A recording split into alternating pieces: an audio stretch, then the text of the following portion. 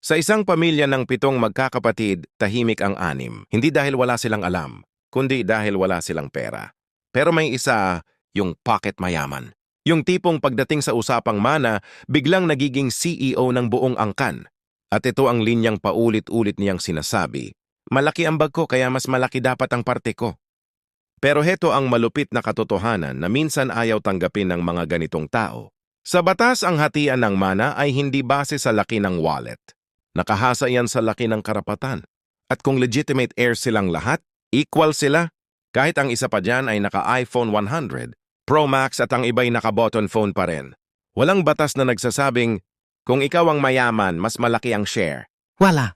Pero maraming batas na nagsasabing, hating kapatid ang mana maliban na lang kung may last will na iba ang sinasabi. Kaya kung yung isa diyan ay mahilig manglamang, mangyurak at gustong maghari-harian sa lupa, paalalahanan siya nito. Ang mana, hindi sinusukat sa yabang.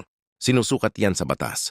At kung gusto niyang baguhin ang boundary para mas malaki ang kanya, sabihin niyo, kahit hindi kami GC Land Surveying, pero kaya naming makita kung gaano kalaki ang nilalagpas mo. Sa dulo, simple lang ang rule. Hindi dahil may pera ka, ikaw na ang pinakamay karapatan. Hindi dahil tahimik ang iba, wala silang claim. At hindi dahil malakas ang boses mo, tama ka na. Sa mata ng batas, lahat kayo pantay. Sa mata ni Attorney Engineer, mas maganda kung alam mo ang limitasyon mo. Don't forget to subscribe, like, follow, and share.